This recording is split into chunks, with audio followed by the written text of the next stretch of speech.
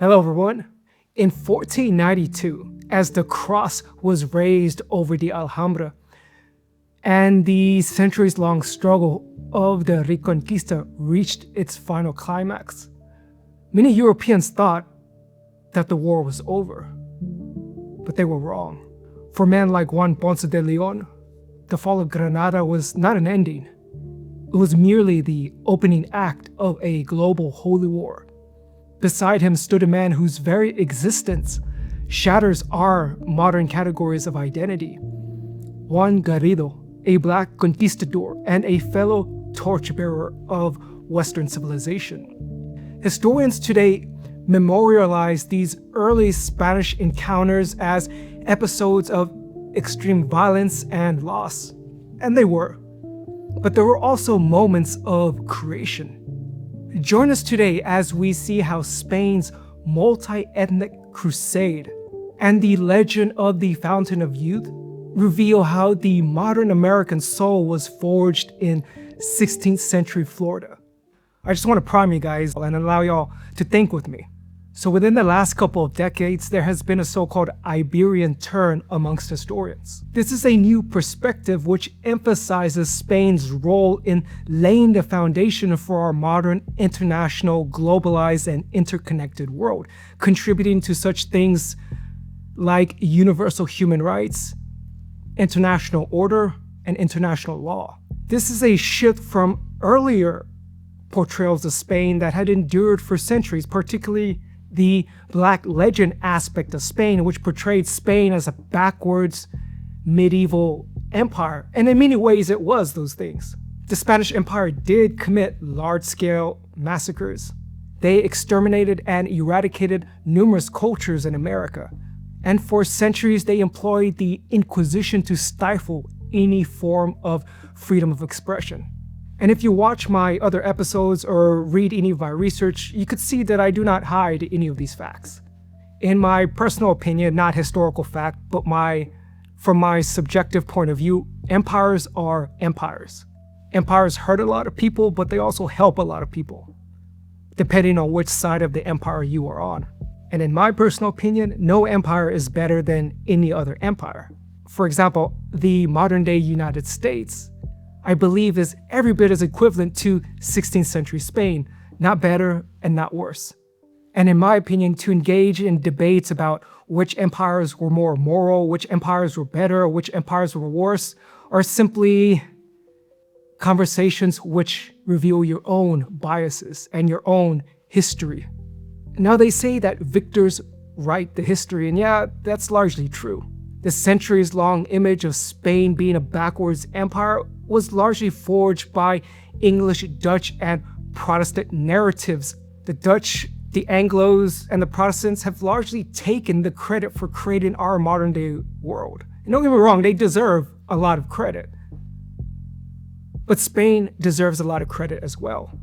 So in today's episode, particularly with Juan Ponce de León, we can see how Spain laid the seeds of a cosmopolitan spirit on American soil. Seeds that would one day fulfill the American ethos of e pluribus unum, that is, one nation, one people, out of many.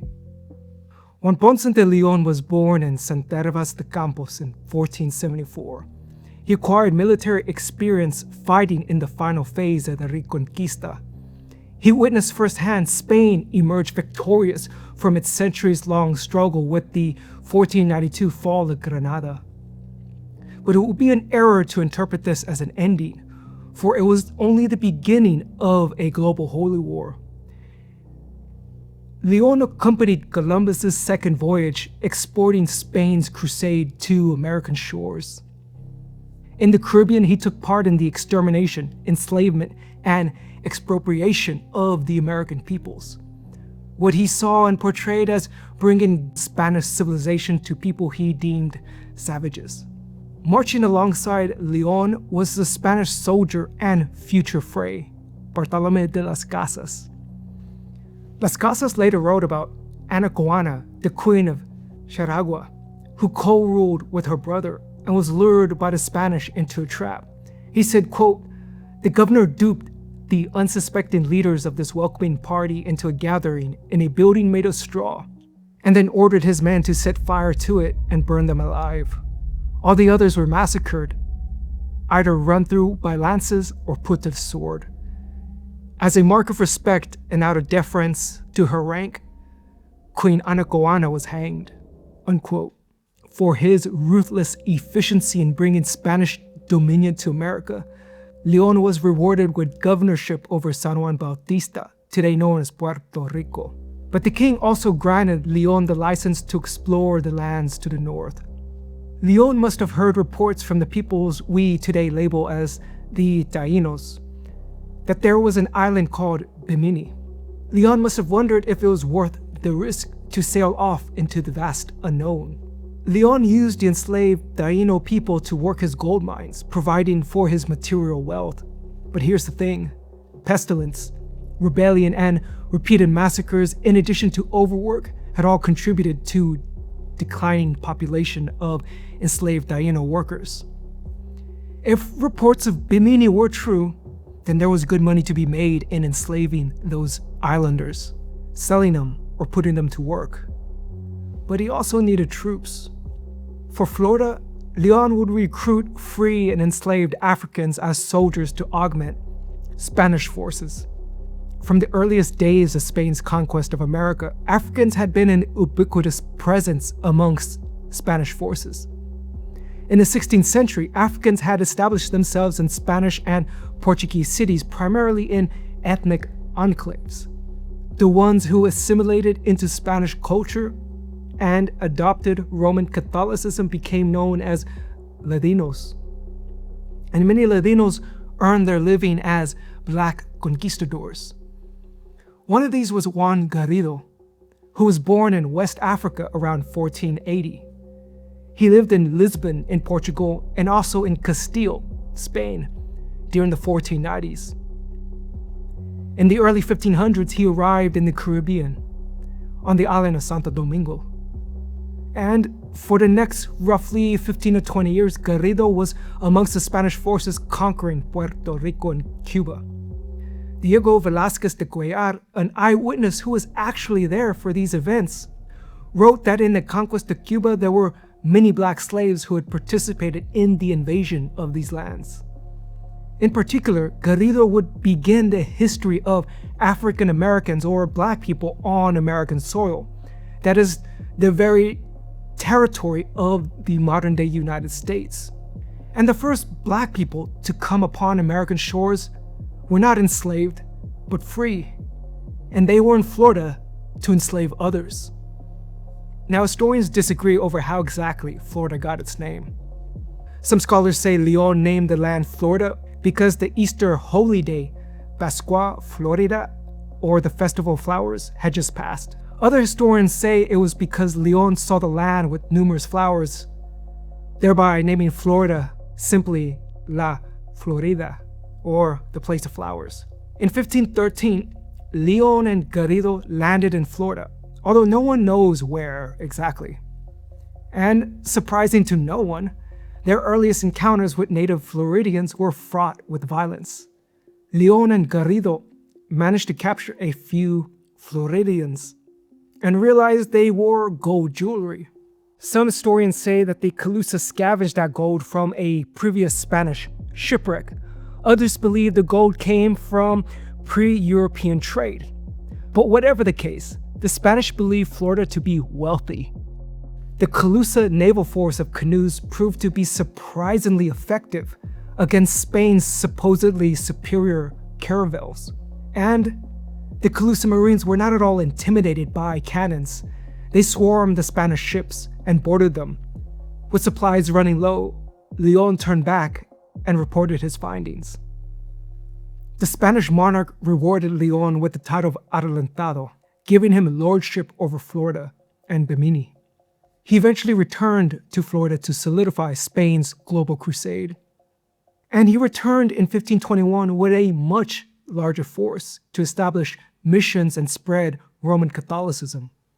But not much is known about his second voyage. However, before they could clear the land and establish a colony, the Calusa launched a preemptive attack. The Spanish forces were almost slaughtered by a relentless and constant Calusa counterinsurgency. And the Calusa had launched the perfect decapitation strike. León took an arrow to his thigh, poisoned with the sap from the manchineel, one of the world's most toxic trees.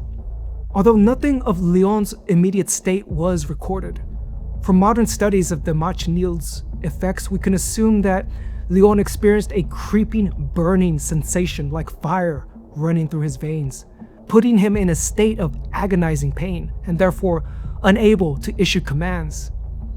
The Spanish forces retreated and León died on his return to Cuba in 1521. Now, Garrido was not on León's second 1521 expedition to Florida, because in 1519 he joined Hernán Cortés's expedition to the Aztec heartland.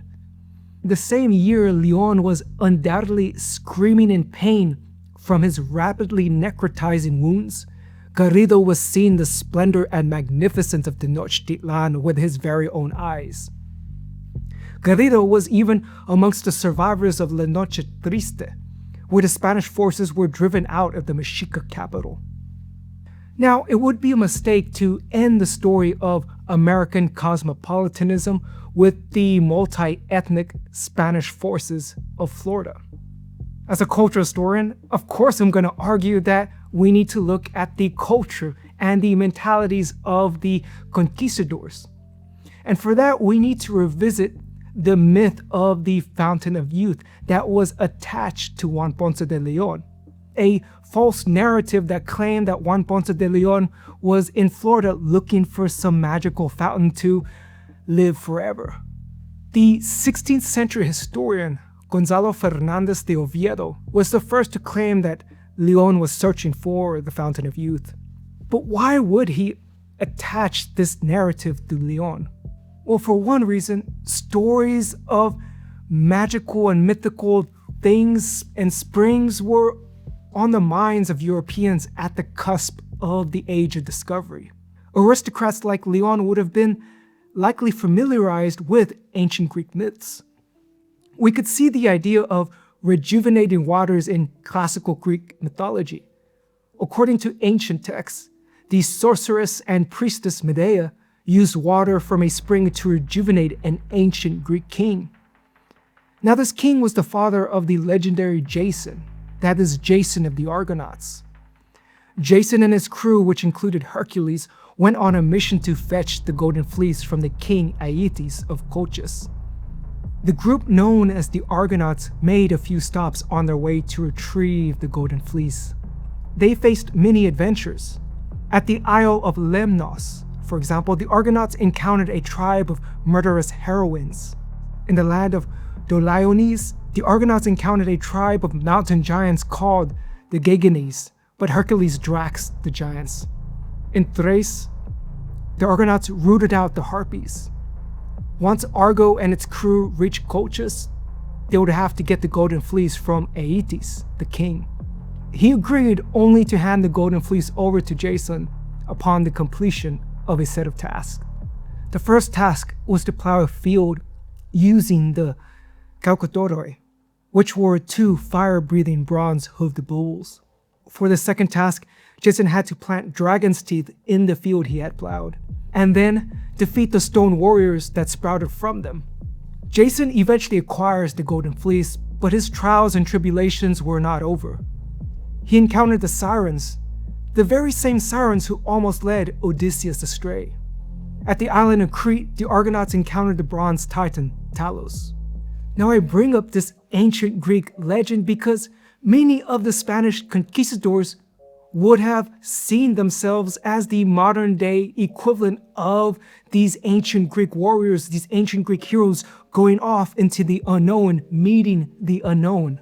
Chasing after a mythical golden fleece was representative of the Spanish quest for wealth and riches.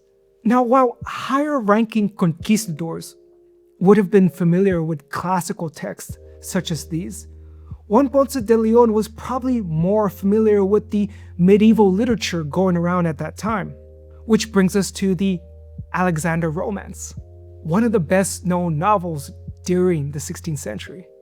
The Romance describes Alexander the Great from his birth to his succession of the throne of Macedon, his conquest including that of the Persian Empire, and finally his death.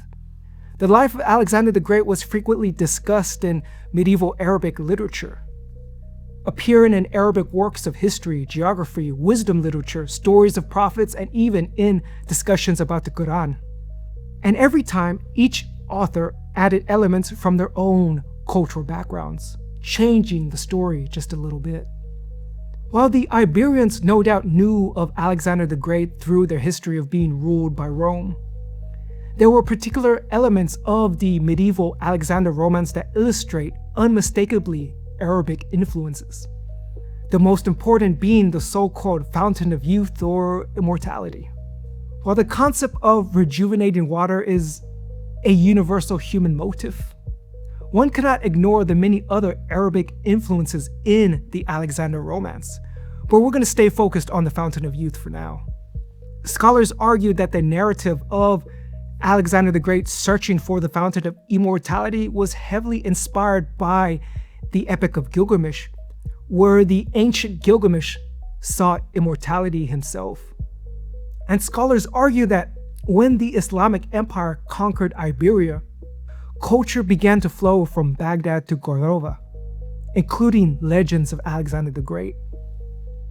Now, during the Middle Ages, Al-Andalus was a preeminent center of European education, where Muslims, Jews, and Christians exchanged culture and learned from each other. Think of ancient Athens' contribution to culture. Think of the Library of Alexandria's contributions to learning. Think of Hollywood's influence in the modern era. This is exactly what Al-Andalus was during the medieval ages. Some scholars argue that sometime in the 12th century, the Alexander Romance was translated into Latin at Toledo. From Toledo, the book found its way into France. And from France, the Alexander Romance was spread throughout Europe, including Christian Spain. The medieval novel follows Alexander the Great's conquest, but things get really interesting once he reaches India. Now, there are so many different versions of the Alexander Romance. In the French version, he and his men encountered the fountain of rejuvenation in the land of beautiful flowers. It was guarded by 4 crested snakes and a flying dragon, and the fountain itself was a beautiful golden lion. But since he was searching for the fountain of immortality, he would not settle for anything less. In the Arabic version, Alexander summons his advisors, the angel Zayakil, Afshakir, and Al-Qadir, to learn about the nature of the land of darkness. In this version, Alexander was driven by his ambition to rival Hercules and Dionysus, mortals who had become demigods after triumphing over their very own mortality through feats of strength and wisdom. Against the warnings of his advisors, Alexander descends into the land of darkness searching for the fountain of immortality. Turns out, he was not worthy of immortality.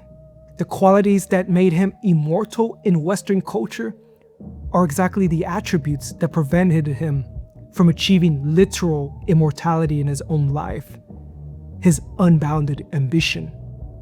As they say, a blade cuts both ways. To zoom out a bit, stories of the Fountain of Youth permeated medieval European culture. You also had the apocryphal letter of Prester John, the supposed letter of a long-lost Christian king somewhere in Ethiopia or the very Far East. The letter claimed that rejuvenating waters existed somewhere out there in the world. What the letter has in common with the Alexander Romance is that they both portray the world unknown to Europeans as a land of unlimited possibilities, as lands where anything and everything could be found. For example, Christopher Columbus himself claimed that the very lands he reached, the so-called Indies, was the very same paradise that the Bible described. He claimed that the places in the Bible were not simply stories of a bygone era, they were physically real, and he had found one of those places. With Columbus claiming that he had reached the long-lost biblical paradise, Many other Spaniards must have wondered what else that they considered a fable might turn out to be real. And keep in mind that Juan Ponce de León was traveling in these circles. León was part of Columbus's second voyage to America. Yet we can't discount the American influence behind the so-called Fountain of Youth Juan Ponce de León narrative. While Juan Ponce de León and the other Spanish forces were indeed eradicating Taíno culture, they encountered their stories, legends, and oral traditions. Columbus commissioned a priest to study Taíno culture, but this was more of a know your enemy type motivation. After all, they believed it was necessary to understand indigenous culture in order to properly convert them to Christianity, and therefore to properly root out and exterminate all their indigenous beliefs. From the Spanish-produced records, we know that the Taíno called the Caribbean Sea Atabeira. Atabeira is also the name for their most powerful mother goddess. Etymologically speaking, Atabeira likely derived from the Taíno words for mother of waters. Now, amongst mythological archetypes, water, the ocean, is frequently associated with the progenation of life. And for the Taíno, Atabeira was a goddess of sexuality and progenation. Atabeira birthed the cosmos. Atabeira represented the life-supporting nourishment of water. And for the Taíno, rivers, tributaries, lakes, and ponds were all practical sources of freshwater resources necessary for agriculture and their sustenance. But they were also holy, consecrated sites. Now, it's not uncommon throughout world history for ancient civilizations to worship sources of water and to have deities associated with them. And the Spanish themselves did not have a solid grasp of the Taíno language. They interpreted what the Taíno said through their imperial understanding, through their cultural background of magical fountains in Greece and in Alexander's campaigns, in addition to the letter of Prester John. They must have distorted what they heard. In short, the Spanish mind was primed to see their very own myths in the world that they were supposedly discovering. And the Taíno didn't really understand the Spanish, and the Spanish didn't really understand the Taíno. Therefore, it would have been easy to come to a false understanding of what the Taíno were saying, that supposedly miraculous waters were confirming the realities of the myths that the Spanish themselves knew from their own cultural background. Now, did Juan Ponce de León believe any of this? In my opinion, nah. In my opinion, León was a practical man. The number of his enslaved workers was diminishing, and that affected his profits. So I believe he was legit just looking for new people to enslave and to continue his source of income. So why did the Fountain of Youth narrative get pegged to León? To answer this question, I want to focus on what modern scholars have said about the Alexander romance.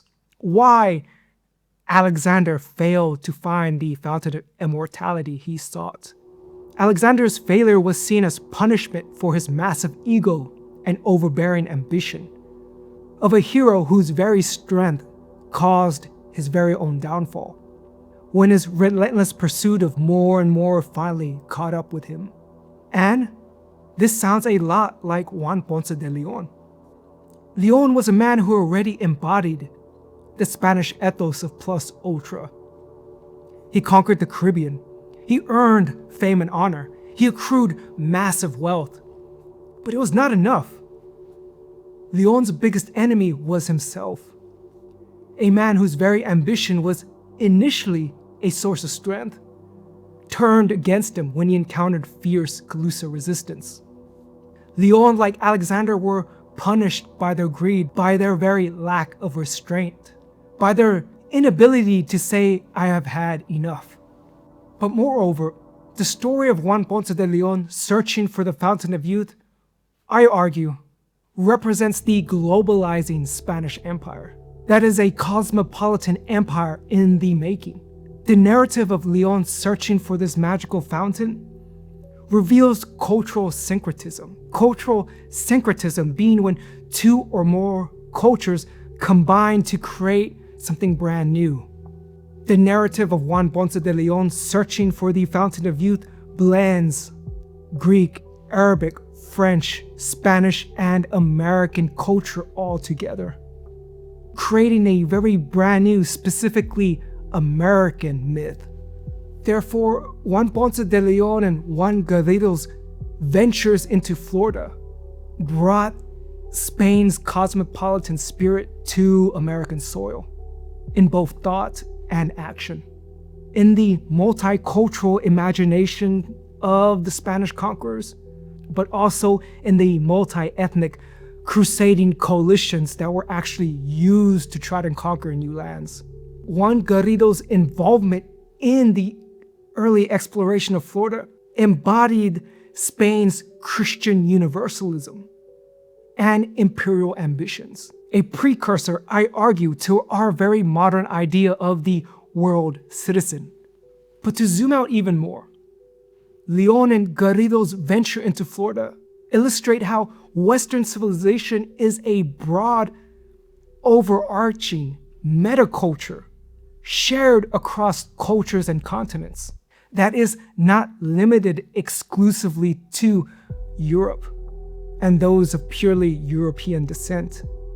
That Europeans, Africans, Arabs, and even Americans all contributed to the American tradition of e pluribus unum.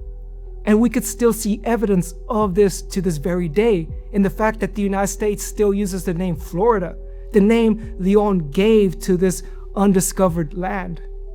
And I argue we could also see evidence of Spain's imprint on the United States in the fact that the modern day state of Florida still flies the flag of Burgundy's red and white. Hey everyone, I do everything here from the research to the visuals to the animations, and I hope you guys really enjoyed the show, and I hope to see you guys again real soon. Ciao.